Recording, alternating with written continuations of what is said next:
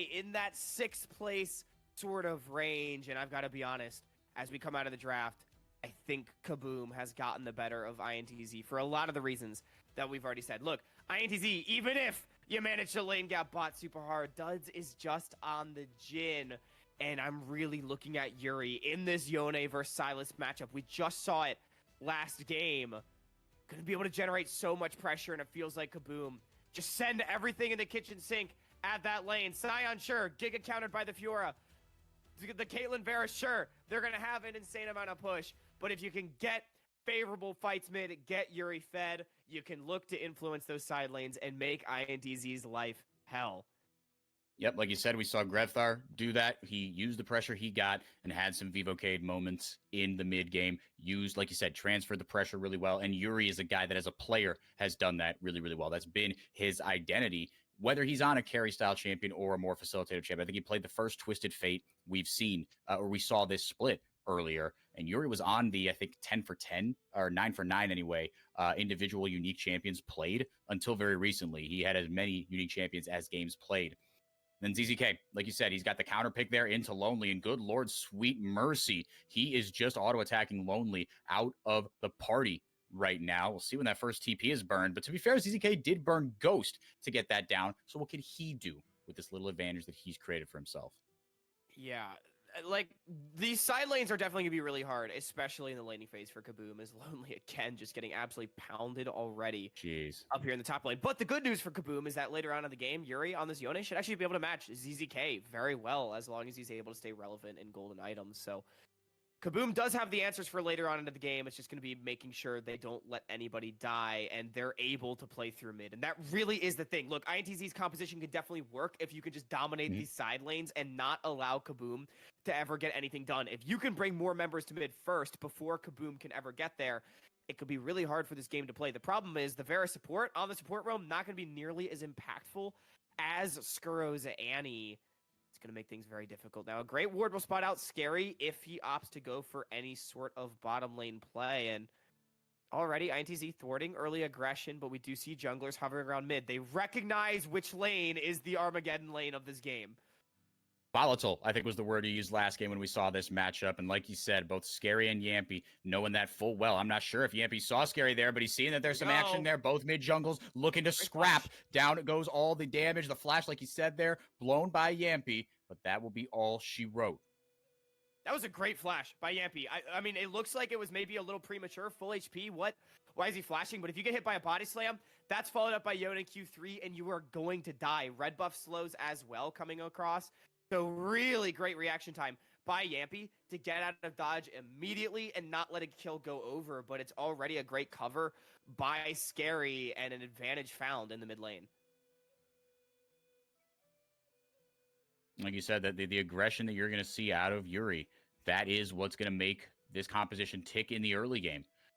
Skrull's going to provide a lot more utility on that support pick, like you were saying, into the late game. You can team fight front to back a lot better if it's composition of Kabum. But it's kind of win lane, win game for INTZ in the bot lane anyway. We'll see what ZZK can do in the side lanes as well.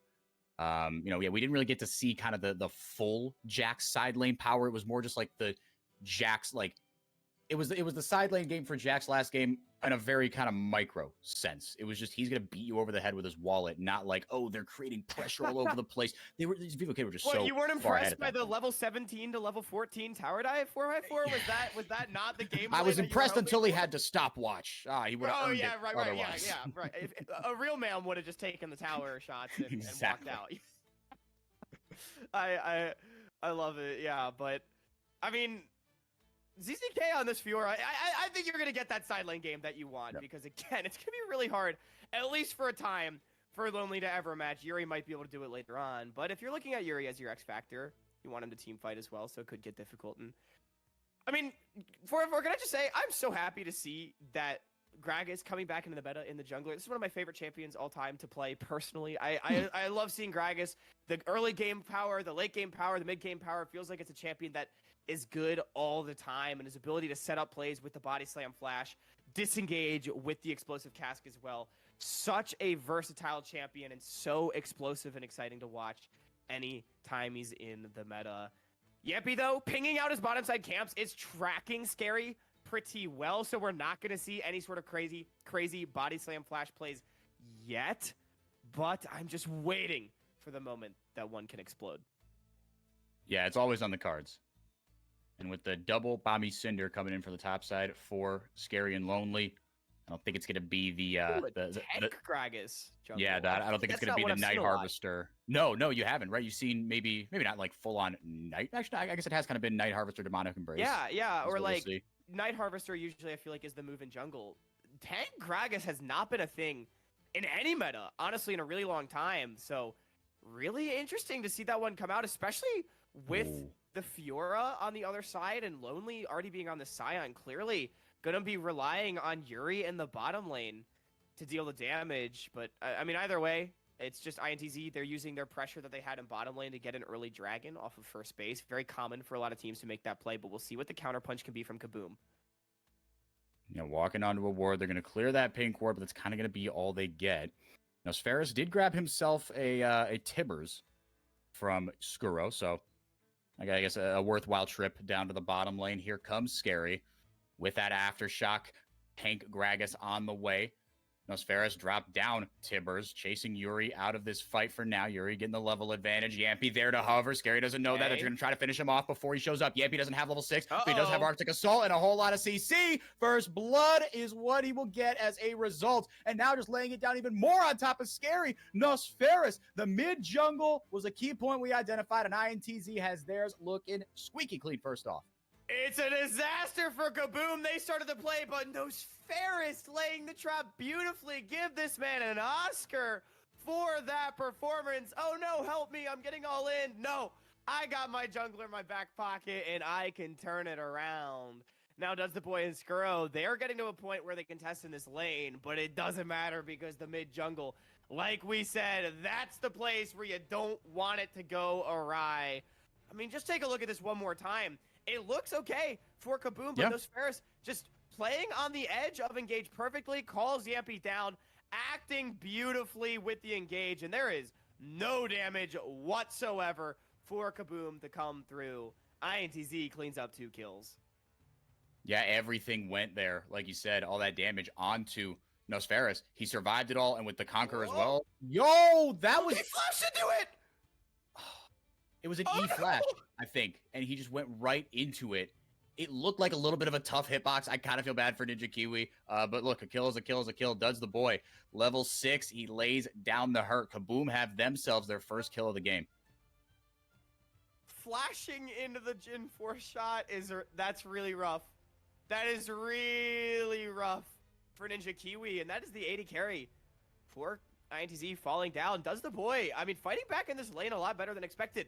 You know, we talked about the critique that people have thrown at this player. Oh, hold that thought. Nosferus forced a flash, but we've talked about the critique that people have thrown at this player for his late game carry ability. But the laning, I think, has been no question. Kabum, as a team in general, has been excellent in the early to mid stages of the game, largely in part due to how Skuro has been able to influence the map off of the back of great laning with him and Does the Boy. And Ninja Kiwi just staying under tower after the support is based, and we don't need to do him like this. There's not gonna be like slow motion or anything, right? Please.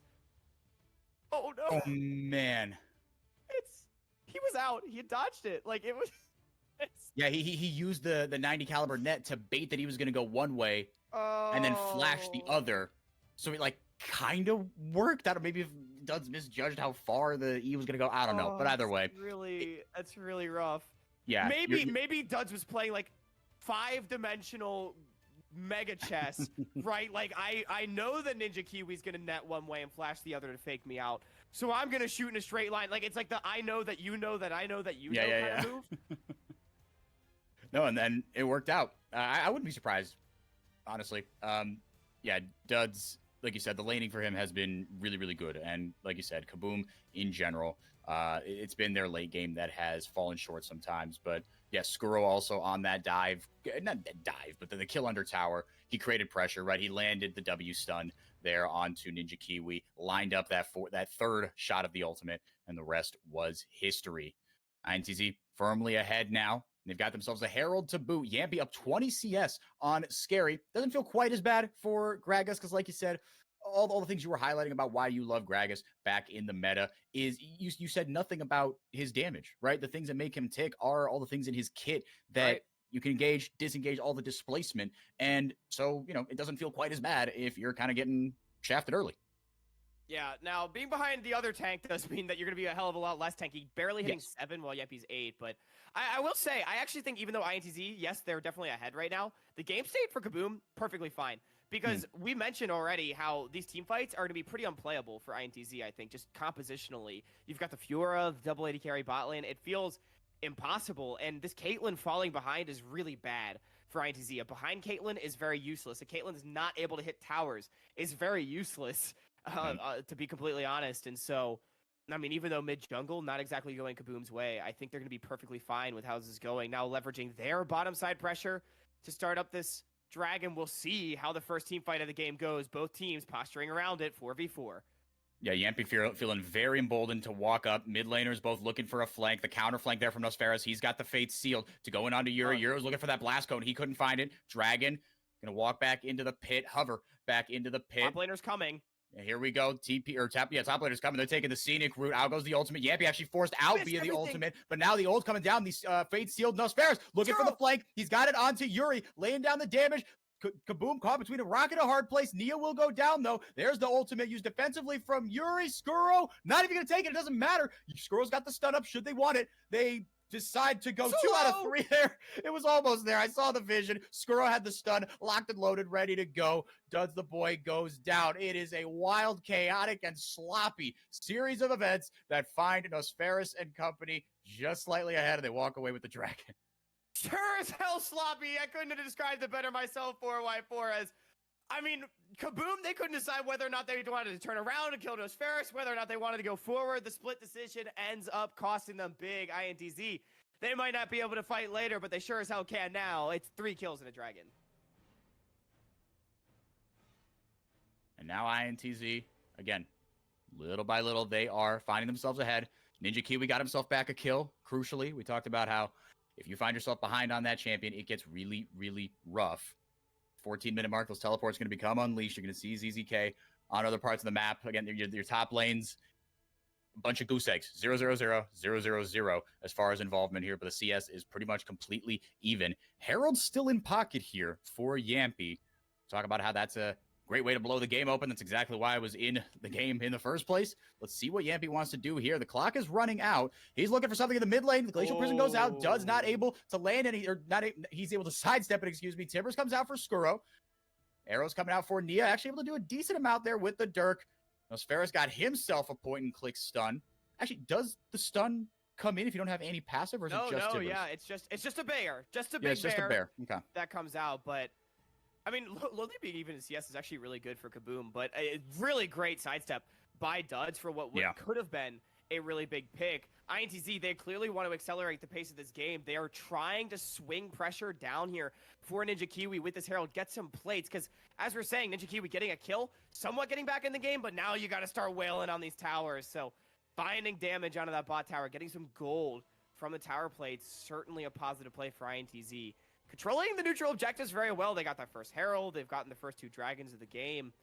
And even though the team fights later on will go awry for them potentially, if you're ahead in gold, it can help shore that up so significantly. And Nosferos in particular, again, identifying the mid-jungle as the big X factor in this game. Well, Yampy and Nosferos have certainly had their way. 3-0-2 on the Silas. I do believe this guy is absolutely massive and should be able to pop off in a lot of these plays.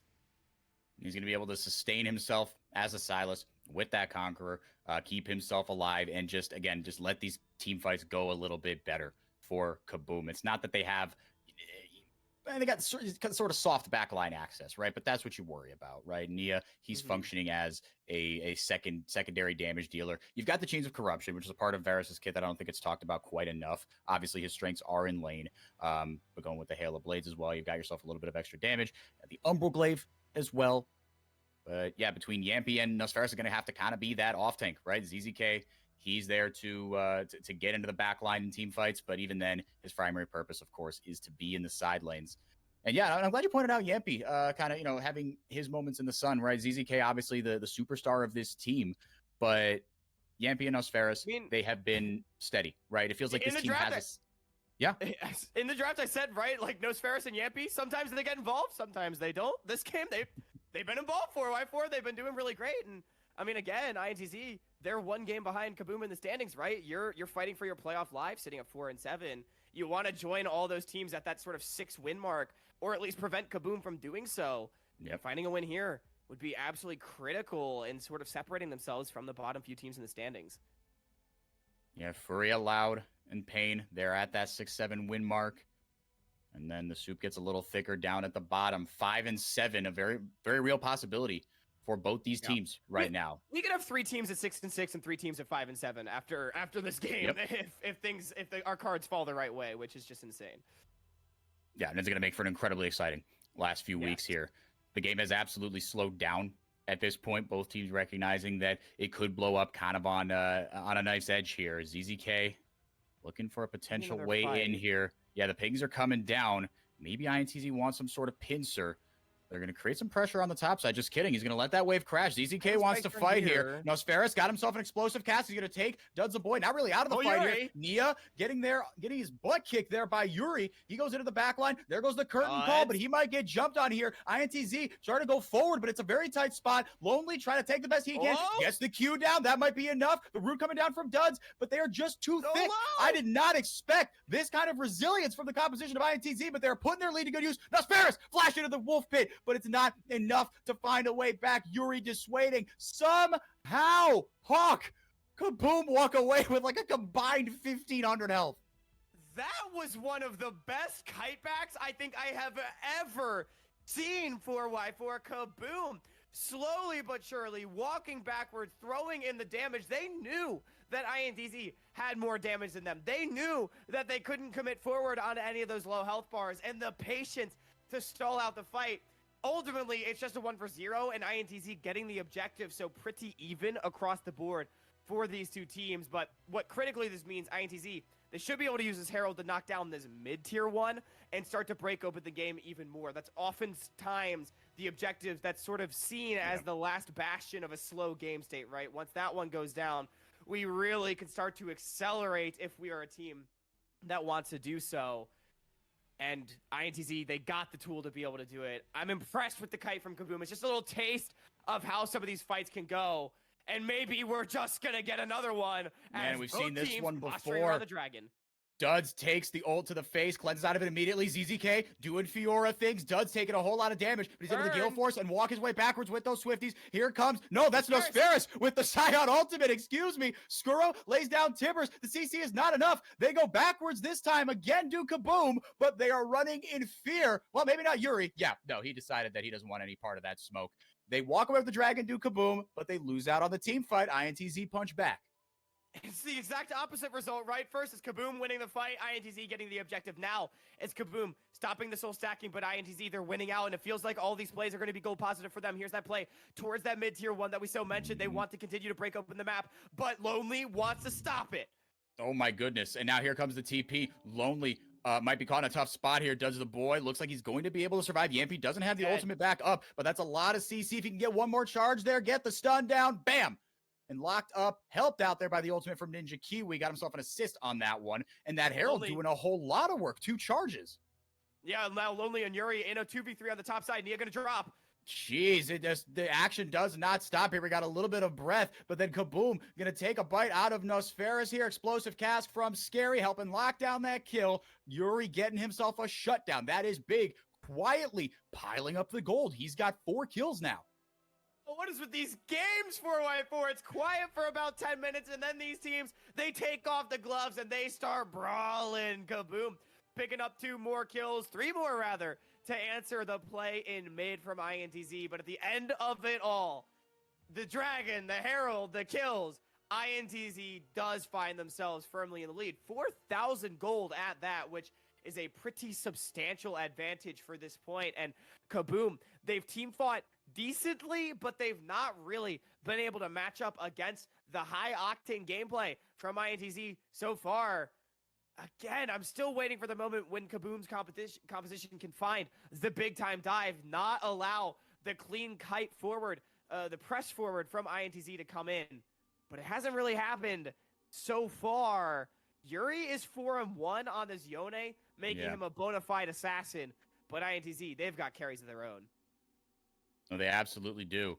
Ninja Kiwi, he's kind of right on that borderline, right? He's hanging on to his usefulness. Scary going forward. Doesn't have the explosive cask, so really can't do much if he doesn't land a body slam. He was not in range for that.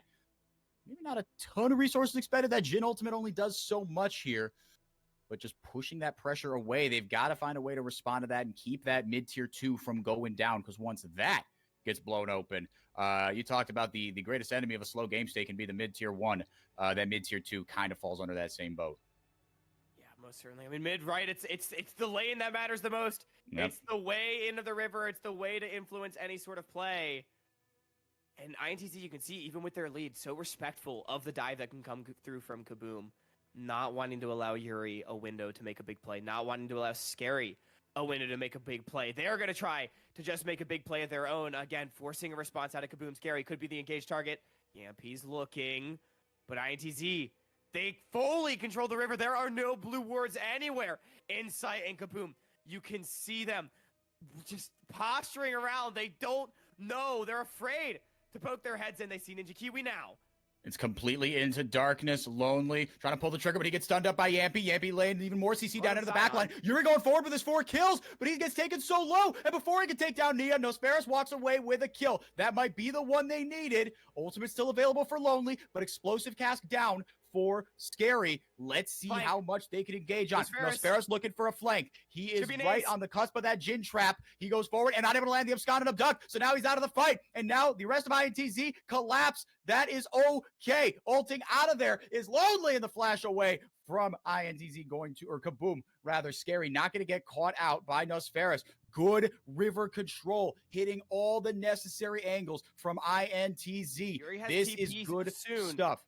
Yeah, TP's coming up soon here. Lonely does potentially have a way back in should he need it. But INTZ, actually for Nosferos, rather, finding himself in a tricky spot here. Does have the Scion ultimate, trying to take down Duds. And he goes right in, face first, into the enemy AD carry. ZZK parries out. Scary, getting the damage down with the explosive cast, but Nosferos, he's just taking up so much damage. The grievous wounds are helping out a little bit, but he waits for them to pass off, goes back in, a lot of CC. Now here comes Yampy. The job's done up there. The rest of the mission starts down here, able to dissuade a little bit, but actually Yuri walking away with a kill there. But INTZ, crucially, they walk away with the Baron. These fights are just so messy. Kabum, their late game struggles sort of rearing their head again. Kabum, they're going to try to answer back with an objective bounty on this mid-tier 1, but I don't think they can get it with That's the Boy still respawning now. They want to get this dragon with Nosferos down. TP going to be up and available when the mid laner respawns, and INTZ, I think wisely, just opting to play on the waves. They're the ones with the Baron. They're the ones with all the cards in this game. Kabum going to be forced to recall. We'll see how much INTZ can get. It is a very back and forth game 4x4. The only constant is INTZ coming out ahead every single time. Little by little. Not quite the same as last game, but it feels like it is a similar sort of theme of you get skirmishes in the mid game, and bodies go down on both sides. And I think it's been a little more even in this one, but little by little, you kind of look up and you go, oh, Vivocade or INTZ in this case, oh, they've got a 4,000 gold lead. Oh, that's a 5,000 gold lead. Oh, wait, now it's up to 6, right? Little by little, they're incrementally putting themselves ahead. And you nailed it with your point about giving up that dragon. You've got the Baron. Do not throw that away. That could be what you need to just to blow the doors off this game. You do not want to take a straight up 5v5, but you've got your opportunities taking the map in bits and parts. Big waves are definitely just the way to play the game, right? If you control the waves, you can control the map. Amen. INTZ taking down the mid and the top tier 2s, going to rotate towards bottom. It's a very clean Baron power play. Now, the gold advantage, not enormous due to the objective bounties that Kabum was able to pick up. But overall, if you look at that gold, 7,000 in the lead at 25. It feels like Kabum would need a miracle. We saw in the last fight, Yuri tried to be that miracle maker, ulting in with the Fate Seal, but didn't have the Soul Unbound procced. He didn't have a way out. It was a one-way trip, and we saw him get taken down. That was really the moment where Kabum might have lost this game. They're going to try to engage now. And Nosferis got that explosive cast. They might not even need all that engage because it puts Duds the Boy in the worst possible spot in the middle of 5 members of INTZ. But that shutdown does come in for Scary. Both teams 80 carryless. Yampy trying to go back in, get some CC down. Skuro has to turn tail and scurry away. INTZ come out on top with the elimination of Scary, and they push on. INTZ finds another clean fight. This time it's Nosferis with the explosive cast. Kabum, another fight that they started, turned on its head. It just feels like this composition has no damage 4x4. This tank Gragas from Scary, I gotta be honest, it's not really doing it for me. No, and it's a shame because there are other sources of damage, right? And when we're looking at this on paper, we didn't think you would need Tank Gragas to be anything other than Tank Gragas. ZZK parries one, but not the other. Here comes that TP Nosferis immediately right back into the fight. You're seeing the amount of pressure that he's able to create on this pick. 6-2 and 6. Now he's got a Scion ultimate. The rest of the team's not able to back him up, but he's able to use his mobility to get the heck out of dodge. They don't have that Shirelius, but you know who does? Skuro and Kabum. CC down. Now they're going to turn tail on him. Skuro taken out of the fight, but not into the gray screen just yet. Lonely in zombie form, creating his presence felt. Yuri looking for a flank. This is the moment here. If Kabum can't turn it around here and get themselves a lead, they're right back to bleeding out. ZZK gets 2 vitals on him and takes him completely out of this fight. You said it. There's no damage. They can't do anything. They're just, I mean, Kabum is healing INTZ, it feels like. 10,000 gold now is the lead. This is just demoralizing to watch. Kabum running them down for so long. I don't think INTZ's health bars even moved. And I mean, look, yeah, like you said, the Tank Gragas maybe could have worked. I got to be honest, I wasn't really sold from the beginning. And a big part of the reason why it looks so terrible now, especially, is when you fall behind, building defensively doesn't do crap, right? Because if the enemy team is 10,000 gold ahead, they're going to shred you regardless of how tanky you might want to be. That is the luxury of being ahead, is you can opt to go for utility. When you're behind like this, you just got to go damage and hope you can blow some people up, hope you can find some miracle plays. And with the lack of damage that Kabum has, it looks like they're just going to get rolled over to finish off this game. Dragon Soul points spawning in a minute, just a bit over. And with Baron spawning at the same time, you'd have to think INTZ going to use those 2 objectives to find a fight and close out this game. 10,000 gold. That's the lead you highlighted. That's what INTZ are sitting on right now. 10,000 gold, even though the Dragons are even. 6 towers. They got so much out of that Baron power play. The lead was at 5,000 or 6,000. You mentioned the objective bounties that Kabum were able to collect. That's all well and good, but the rest of that power play was fantastic from INTZ. And even the way they played some of these fights in the bottom lane, right? You know, Nosferis grabs himself the Scion ultimate, and then he's kind of getting pushed out of the fight. And you go, ooh, maybe do Kabum have an angle here? And then they see one little step forward from Skuro. They turn around, bam, Yampy just lays down all that CC. INTZ, even when they look like they're not in control, they're keeping their faculties about them. They really are. They really are. It seems like the story today, 4i4, is teams that we might have counted out staying alive. INTZ, Vivocade, finding some potentially huge wins, assuming INTZ is able to close this one out. And just making the soup even thicker. I feel like I use that word so much, but every single week that goes by, it feels like the CBLOL just gets closer and closer. Only Fluxu on their 7-game win streak really looks convincing right now, 4x4, as everybody else is just brawling in the middle of the standings. INTZ, they started up the Baron. You'd think this one's going to go away. Uncontested Kabum. They're going to try to get in the area, but they know they've got no way in through this line of Caitlyn traps, through this Silas that can just so quickly jump on you. Yep, and now with Baron in hand, right? This has got to be it. This has got to be the final push. Yeah, this is where you dot your I's and cross your T's. And again, we praised the back row from INTZ, and I want to double back on your point about these teams that we've counted out, right? But it's not like they're, you know, taking games in lucky ways or cheese drafts. It has been like it's been growth, right? It hasn't been just picking up wins. You can look and see progression from all these teams, again, especially in these more intangible things like the mid game, right? This isn't quite as clean from INTZ, but the mid game has been really, really good. And again, I want to highlight that Baron power play. They didn't try to overextend on too much. Here comes Skuro. This is the last gasp. Okay. That is a huge stun damage over the top. Explosive cast gets Ninja Kiwi completely out of this fight. What a play from Kabum. Well, maybe we shouldn't cross our T's and dot our I's yet on this cast.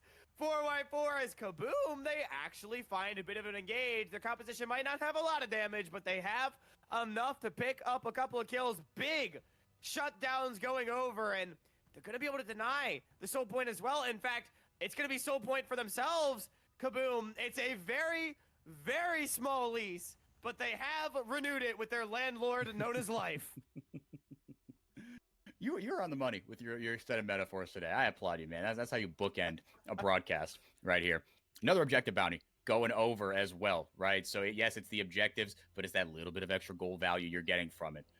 And I mean, that's what you had to do when you are behind like this, right? You hope, you said it, you hope you could just blow somebody up, because if you fight front to back, if you play the game kind of how you're supposed to, quote unquote, right? Yeah, you're gonna get bodied. And they did just that. Skuro, man, what an ultimate. It was just, I mean, incredible. Really big credit finding the play. Flash Tibbers. That's a season 1 combo right there, baby. Yeah. 22 champions can do whatever they want. I'm gonna press the easiest buttons in the game. D and R coming through right there. Now, INTZ, they do still have Baron on multiple members. You can see ZZK flexing his muscles with it. It's gonna be a multi-pronged attack. INTZ playing on 2 waves. Engage comes through. 3-on-1 on ZZK, but that means everybody's on Lonely, and more crucially on that mid inhibitor. They're able to take that down. The attention going back there onto the mid lane. ZZK gonna go right onto Duds the boy. Gets 1 vital on him, or Yuri. Grand Challenge rather, but 2 stopwatches now from INTZ on the top side of the map. Nosferus going forward. He's got the Tibbers, but not the stun. Throws down the chains. Scary kites him out, but is it enough? Just barely. No, Nosferus. Are you kidding? The enemy Tibbers able to almost chase him down. Walking away with some advantage here. Yuri playing hero ball, but it seems like it's too little too late. Lonely? Or is it? Lonely. Hail Mary forward. TP's right back from Nosferus. This dude has been doing it all. He has been the straw that stirs Baron's the gone. drink for INTZ right now. If they can get a couple more waves in with these super minions, you like to think that would be it. Yuri forward. Root. There goes the root and more stuns. Indeed, this is how Kabum found their victory in the last fight. Can it be how they salvaged their game? No. INTZ, not able to find the chains of corruption either from Nia. Stunned down from Lonely. Does the boy. Laying down the root from downtown. They chew through Lonely. It takes them a while, but they finally get the zombie out of there. Oh, yeah, B with the glacial prison. Finds the stun. Nosferus on a killing spree. Yuri trying to do what he can. There's the explosive cast, but a double kill comes through on the margins. Does the boy goes down. INTZ. They find their 5th win of the year. Nothing valuable ever came easy. And yeah, just throw that on the front cover of the INTZ headquarters. That is what, when you walk into the gaming house, that's the banner you slap on the way in. It doesn't need to be pretty, but it just has to drive, just like my first car.